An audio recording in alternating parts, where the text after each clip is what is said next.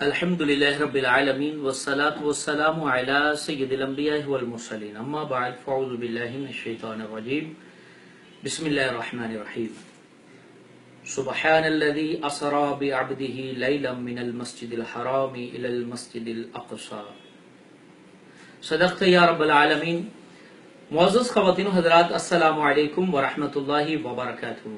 میں ہوں آپ کا میزبان اشفاق مدنی. آج ہم آپ کے سامنے سفر معراج کے حوالے سے کچھ گفتگو کرنا چاہتے ہیں. سب سے پہلے میں گفتگو کا آغاز ایک نوجوان کے سوال سے کرنا چاہوں گا. مجھے ایک نوجوان نے یہ سوال کیا کہ اہل سنت کے لوگ رسول اکرم صلی اللہ علیہ وآلہ وسلم کے معجزات کو کثرت سے کیوں بیان کرتے ہیں؟ آپ کو ایک عام انسان کے طور پر کیوں نہیں پیش کیا جاتا؟ تو اس کا جواب جو میں نے انہیں دیا آپ کے سامنے بھی شیئر کرتا ہوں. ان سے میں نے پوچھا کہ آپ جس کمپنی کے ہیڈ ہیں، کیا آپ اس کمپنی کی ویلیو، اس کے اختیارات اور اس کو ملنے والی قوت اپنے کسٹمر کے سامنے پیش نہیں کرتے؟ کہا کہ کرتے ہیں. کس لیے کرتے ہیں؟ تاکہ کمپنی کا وقار، اس کی عزت، اس کی عظمت لوگوں کے ذہنوں میں بیٹھے اور وہ ہماری طرف مائل ہوں. بلا تمثیل، بلا کسی مشابہت کے اگر دیکھا جائے، ہم ایک عام کمپنی سے جب ریلیٹڈ ہوتے ہیں تو اس کی ویلیو، اس کا اختیار، اس کی طاقت، اس کی قوت، اس کی عزت، اس کی عظمت، یہ ہم جاننا چاہتے ہیں تاکہ ہمارے اس تعلق میں، اس واسطے میں مزید قوت آئے.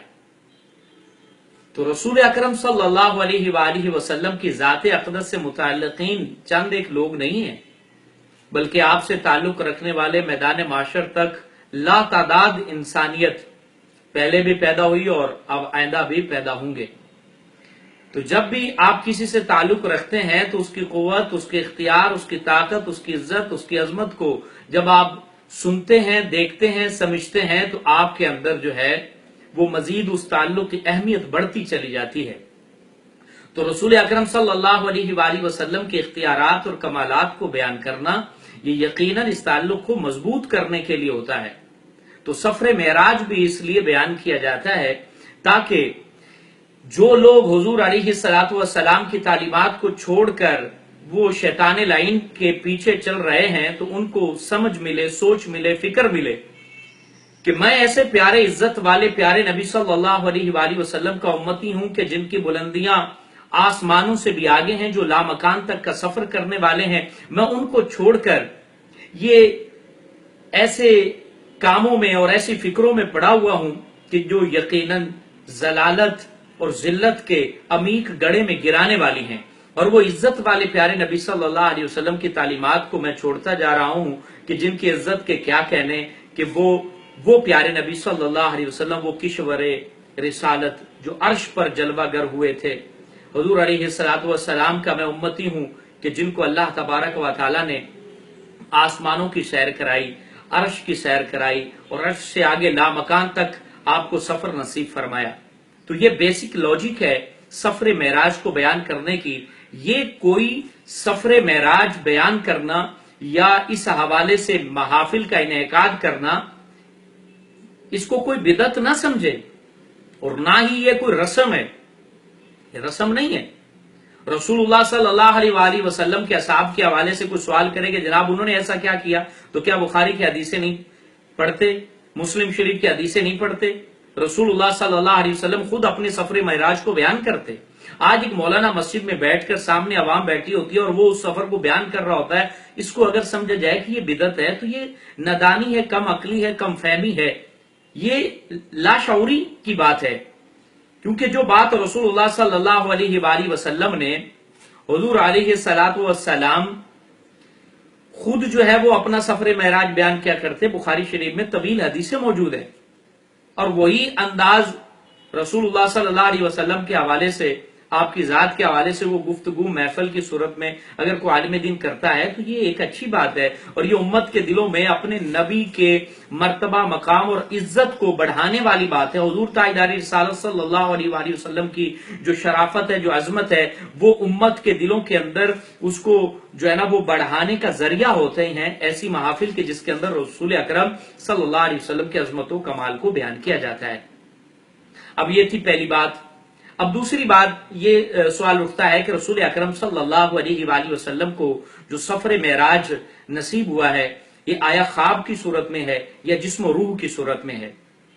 اب آپ اس پر آباز کرنا شروع کر دیتے ہیں، حالانکہ یہ بیسک بات جو میں نے آپ کے سامنے پیش کی، یہ اگر سب کو پتا ہو تو کوئی اس معاملے میں بحث نہ کرے، کیونکہ حضور علیہ الصلوۃ والسلام کی عظمت و شرافت تو ہر مسلمان اس کا قائل ہے، اور یہ ہر مسلمان کے دل میں بڑھے اس کا بھی ہر مسلمان قائل ہے۔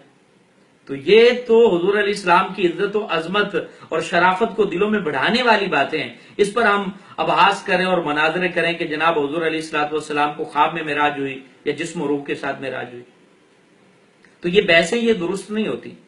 اب اس کا جواب بھی آپ کے سامنے پیش کرتا چلوں کہ رسول اللہ صلی اللہ علیہ وآلہ وسلم معراج کی رات جو اللہ تعالیٰ سے ہم کلام ہوئے، ملاقات کی، اللہ تعالیٰ کا دیدار کیا، آیا روح صرف تھی یا جسم بھی تھا؟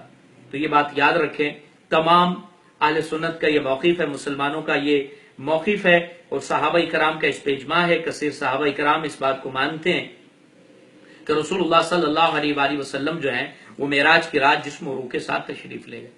حضرت عبداللہ ابن عباس رضی اللہ تعالیٰ عنہ جو مفسر قرآن ہے، آپ اللہ کی قسم اٹھا کے ارشاد فرمایا کرتے کہ اللہ تبارک و تعالیٰ کو نبی اکرم علیہ الصلوۃ والسلام نے سر کی آنکھوں سے دیکھا ہے۔ یہاں پر حضرت اما عائشہ صدیقہ طیبہ طاہرہ کی ایک روایت بیان کی جاتی ہے حضور علیہ الصلوۃ والسلام کے بارے میں، آپ فرماتی ہیں کہ معراج کی رات آپ کو میں نے اپنے پاس سے غائب نہیں پایا۔ تو یہ یقیناً ایک خواب والی معراج کا تذکرہ ہے جو اس کے علاوہ ہے، کیونکہ یہ معراج مکہ میں ہوئی ہے، اور مکہ میں رسول اکرم صلی اللہ علیہ وسلم کا جو حضرت اما عائشہ صدیقہ کی رخصتی ہے وہ مدینہ میں ہوئی تھی، مکہ میں نہیں ہوئی تھی۔ حضور علیہ الصلوۃ والسلام کو جسم و روح کے ساتھ جو معراج ہوئی ہے وہ مکہ پاک میں ہوئی ہے، نبوت کے 11ویں سال۔ آئیے اپنے پیارے نبی صلی اللہ علیہ وسلم کے اس عظیم سفر کو خوبصورت انداز میں سنتے ہیں۔ بخاری و مسلم کی حدیث ہے، جو طویل حدیث ہے، اس کا خلاصہ پیش کروں گا آپ کے سامنے۔ حضور تاجدار رسالت صلی اللہ علیہ وسلم معراج کی رات آپ حتیم کعبہ میں تشریف فرما تھے۔ حتیم کعبہ یہ مدینہ طیبہ کی جانب جو دیوار ہے کعبہ معظمہ کی، جس طرف پرنالہ ہے، مزاب رحمت ہے، اس کے نیچے جو ایک گول دائرہ دیوار کا بنا وہ اس کو حتیم کعبہ کہتے ہیں، وہاں تشریف فرما تھے۔ اس کے بعد پھر آپ حضرت ام ہانی کے گھر، یا حضرت ام ہانی کا گھر جو ہے وہ حتیم کعبہ کے اپوزٹ دوسری جانب تھا، یعنی جس طرف جو ہے وہ رکن یمانی ہے، اس رکن یمانی کے سیدھ میں حضرت ام ہانی کا گھر تھا۔ اب وہاں آرام فرما تھے۔ رسول اکرم صلی اللہ علیہ وآلہ وسلم حدیث بیان کرتے ہیں جس کا مفہوم عرض کر رہا ہوں، اور یہ حدیث آپ کو بخاری شریف میں مل جائے گی، مسلم شریف میں بھی مل جائے گی۔ حضور علیہ الصلوۃ والسلام آرام فرما رہے ہیں، حضرت جبرائیل علیہ الصلوۃ والسلام قربان جائیں فرشتوں کی ایک جماعت کے ساتھ آپ کی بارگاہ میں حاضر ہوئے۔ یہاں ایک بات قابل غور ہے کہ اللہ تبارک و تعالیٰ نے فرمایا سبحان الذی اسری، پاک ہے وہ ذات جو راتوں رات لے گئی۔ اسرا اس کا معنی ہے لے جانا، یعنی یہ بتا رہا ہے کہ رسول اللہ صلی اللہ علیہ وسلم خود نہیں گئے بلکہ ان کو لے جایا گیا، اور لے جانے کا انداز کیا تھا اس کو حدیث نے وضاحت سے بیان کیا ہے، لے جانے کا کیا انداز تھا، اور پھر پتہ چلے گا کہ رسول اللہ صلی اللہ علیہ وسلم کوئی عام شخصیت نہیں، کوئی عام ہستی نہیں، بہت اعلیٰ ہستی ہیں، بہت عزت والے ہیں، بڑے عرفہ ہیں، بڑے اعلیٰ ہیں، بڑا مقام رکھتے ہیں، بڑی شرافت رکھتے ہیں، اس کو آپ اندازہ لگا رہے ہیں۔ اللہ فرما رہے ہیں کہ اللہ کی ذات لے گئی، یعنی حضور علیہ الصلوۃ والسلام خود نہیں گئے، اللہ تعالیٰ لے گیا، اور کس انداز سے لے جایا گیا؟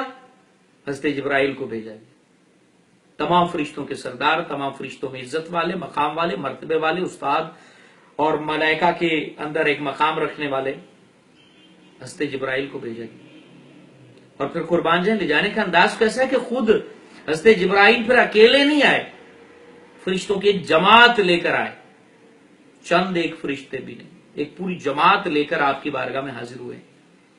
جو آپ کی شرافت اور آپ کی عزت کو بتا رہے ہیں کہ اے لوگوں، رسول اللہ صلی اللہ علیہ وسلم کو عام انسان نہ سمجھو، اپنے جیسا نہ سمجھو۔ ان کا مقام یہ ہے کہ جبرائیل امین علیہ السلام ان کے دروازہ کرم پر کھڑے ہیں اور پورے نورانی فرشتوں کی جماعت کے ساتھ آپ کی بارگاہ میں حاضر ہیں، اور رسول اللہ صلی اللہ علیہ وآلہ وسلم کے مبارک پیروں کو بوسہ دیتے ہیں۔ رسول اللہ صلی اللہ علیہ وسلم کی آنکھ مبارک کھلتی ہے۔ حضرت جبرائیل امین علیہ السلام عرض کرتے ہیں کہ اللہ تعالیٰ آپ سے ملاقات کا اشتیاق فرماتا ہے، قربان جائے۔ رسول اللہ صلی اللہ علیہ وسلم کے اس وقت کیا کیفیات ہوں گی وہ الفاظ میں بیان نہیں کی جا سکتی، کہ مخلوق میں کسی فرد کو خالق ملنا چاہے تو مخلوق کے اس فرد کو کتنی مسرت ہوگی، کتنی خوشی ہوگی، اس کا اندازہ ہم نہیں لگا سکتے۔ یہ یقیناً رسول اکرم صلی اللہ علیہ وآلہ وسلم ہی ان کیفیات کو جو انہوں نے محسوس کیا وہی جانتے ہیں، ان کا رب جانتا ہے۔ اللہ تبارک و تعالیٰ کے پیارے محبوب صلی اللہ علیہ وسلم کو حضرت ام ہانی کے گھر سے لایا گیا۔ اس دولہے کو آب کوثر کے جام ساتھ تھے، زمزم کے کنویں کے پاس رسول اللہ صلی اللہ علیہ وآلہ وسلم کو لٹا دیا جاتا ہے، آپ کے مبارک سینے کو اوپن کیا جاتا ہے، دل کو نکالا جاتا ہے۔ یہ حدیث مبارک الفاظ ہیں، سیاستہ کی حدیثیں موجود ہیں۔ رسول اللہ صلی اللہ علیہ وسلم کے مبارک سینے کو جو ہے وہ شق کیا جاتا ہے اور اس میں سے دل نکالا جاتا ہے اور اس کو آب کوثر، حوض کوثر کے پانی سے اور زمزم کے کنویں کے پانی سے دھویا جاتا ہے۔ اب جو شخص یہ دعویٰ کرتا ہے رسول اللہ صلی اللہ علیہ وسلم انما انا بشر مثلکم کے تحت ہماری طرح ہیں، تو اس کو تو ایک سوئی کا جو چبھن ہے وہ برداشت نہیں ہوتی۔ کیا وہ اپنا سینہ بغیر انجیکشن کے چروا سکتا ہے؟ نہیں نا۔ تو رسول اللہ صلی اللہ علیہ وسلم کا کہ جیسا نہ میں ہوں نہ آپ ہیں، کوئی بھی نہیں ہے۔ اللہ تعالیٰ نے ان کو انسان ایسا بنایا ہے کہ جس کی مثل کوئی نہیں، ان کی مثل کوئی نہیں۔ وہ بشر ہیں لیکن افضل البشر ہیں، سید البشر ہیں۔ پیارے نبی صلی اللہ علیہ وسلم کے مبارک سینے سے دل کو نکالا گیا، دھویا گیا۔ حضور علیہ السلام کے مبارک سینے کو آب کوثر اور حوض کوثر کے جام سے جو ہے وہ دھویا گیا۔ رسول اکرم صلی اللہ علیہ وآلہ وسلم کے سینہ مبارک میں انوار و تجلیات کے خزانے داخل کیے گئے، اور یہ یقیناً اس لیے تھا کہ اب تیاری ہو رہی تھی رسول اللہ صلی اللہ علیہ وسلم کی اللہ تعالیٰ سے ہم کلام ہونے اور اللہ تعالیٰ کی دیدار کرنے کے لیے۔ اور یہ کوئی عام بات نہیں تھی، بہت بڑی بات تھی۔ رسول اللہ صلی اللہ علیہ وسلم پہنایا گیا، قربان جائیں میں صدقے باری جاواں رسول اللہ صلی اللہ علیہ وسلم کی عظمت پر، شرافت پر، عزت پر، مقام پر، مرتبے پر۔ اے امتیو، ان کے دامن کرم سے لپٹ جاؤ، یہ اتنے عظمت والے نبی ہیں، ان کی تعلیمات کو اپنے اوپر نافذ کرو، ان سے محبت کرو، ان کی امت سے محبت کرو۔ اندازہ تو لگاؤ کتنے پیارے اور شرافت والے نبی صلی اللہ علیہ وسلم کا کلمہ مجھے اور آپ کو نصیب ہوا ہے۔ کبھی غور کیا ہے، کبھی فکر کی ہے، کبھی توجہ دی ہے اس پر؟ ذلت کے عمیق گڑھے میں گرے ہوئے شیطان لعین کے پیچھے دوڑتے چلی جا رہی ہے انسانیت۔ آج اپنے نفس امارہ کے ہاتھوں مجبور انتہائی غلیظ کاموں میں پڑی ہوئی ہے انسانیت، اور انسانیت کو معراج کی بلندیوں تک لے جانے والے رسول اللہ صلی اللہ علیہ وسلم کی تعلیمات ہمارے اندر کہاں نظر آتی ہیں؟ معزز سامعین، خواتین و حضرات، رسول اللہ صلی اللہ علیہ وسلم کو جنتی حلہ پہنایا گیا۔ قربان جائیں، دنیا میں لوگ دلہا بنتے ہیں، ان کو مختلف قیمتی شیروانیاں پہنائی جاتی ہیں اور وہ ناز کرتے ہیں، فخر کرتے ہیں۔ ہم فخر کرتے ہیں رسول اللہ صلی اللہ علیہ وسلم کی ذات پر، حضور علیہ الصلوۃ والسلام کا امتی ہونے پر ہمیں ناز ہے، حضور علیہ الصلوۃ والسلام کا کلمہ پڑھنے پر، حضور علیہ الصلوۃ والسلام سے محبت کرنے پر ہمیں ناز ہے کہ ہمارے پیارے نبی صلی اللہ علیہ وسلم معراج کے دلہا بن رہے ہیں، تو ان کو دنیا کا لباس نہیں بلکہ آپ کو جنت کا حلہ پہنایا گیا، جنت کا لباس پہنایا گیا۔ اور قربان جائیں، حضور علیہ الصلوۃ والسلام آپ پر تو حسن فریفتہ ہے، حسن آپ کے در سے خیر لیتا ہے، جمال آپ کے در سے خیر لیتا ہے، لیکن رسول اللہ صلی اللہ علیہ وسلم اب اس وقت کیسے لگ رہے ہوں گے؟ کائنات نے، کعبہ کی آنکھ نے کیسے حضور علیہ الصلوۃ والسلام کے جلوے لوٹے ہوں گے۔ حضور علیہ الصلوۃ والسلام کعبہ کے پاس تشریف فرما ہے، کعبہ نے آپ کا دیدار کیا، کعبہ نے آپ سے برکات لی، اور قربان جائیں فرشتوں کے جھرمٹ میں تاجدار مدینہ صلی اللہ علیہ وسلم جنتی حلہ پہنے تشریف فرما ہے، اور رسول اکرم صلی اللہ علیہ وآلہ وسلم کو اب معراج کے سفر کا آغاز کرنا ہے۔ آپ کے لیے سواری پیش کی جاتی ہے، اور قربان جائیں جنت کی سواری جس کو براق کہتے ہیں، براق آپ کے لیے پیش کیا جاتا ہے۔ رسول اکرم صلی اللہ علیہ وآلہ وسلم کے لیے جب براق پیش کیا جاتا ہے، ارے اگر کسی شخص کی سواری کی لگام کوئی وزیر یا وزیر اعظم یا پیر یا امام یا عالم یا مفتی یا محدث پکڑے تو وہ کیسے ناز کرتا ہے، جناب میرے بیٹے جب دلہا بنا تو اس کی سواری کی لگام فلاں نے پکڑی تھی۔ ارے قربان جائیں رسول اللہ صلی اللہ علیہ وسلم اب جنتی اللہ زیب تن فرما چکے ہیں، اور اس کے بعد رسول اللہ صلی اللہ علیہ وآلہ وسلم کی سواری کو جو ہے وہ اس کی لگام کو تھامے کون کھڑا ہے؟ آپ اپنے ذرا آپ کا دل جھوم اٹھے گا، آپ کی سماعتیں خوش ہو جائیں گی کہ میرے اور آپ کے پیارے نبی صلی اللہ علیہ وسلم کے لیے جب براق پیش کی گئی تو اس براق کی لگام حضرت میکائیل تھامے ہوئے تھے، اور اس کی رقاب جناب جبرائیل امین علیہ السلام تھامے ہوئے تھے۔ اور قربان جائیں رسول اللہ صلی اللہ علیہ وآلہ وسلم اس شان سے سواری پر سوار ہوئے، وہ کشور رسالت عرش پر جب جلوہ گر ہوئے تھے تو کس انداز سے حضور علیہ الصلوۃ والسلام عرش پر جلوہ گر ہونے کے لیے جا رہے ہیں۔ آپ سواری پر سوار ہونے لگے ہیں تو لگام میکائیل تھامے ہوئے ہیں اور رقاب جبرائیل تھامے ہوئے ہیں۔ ایسا نبی ہماری مثل ہو سکتا ہے؟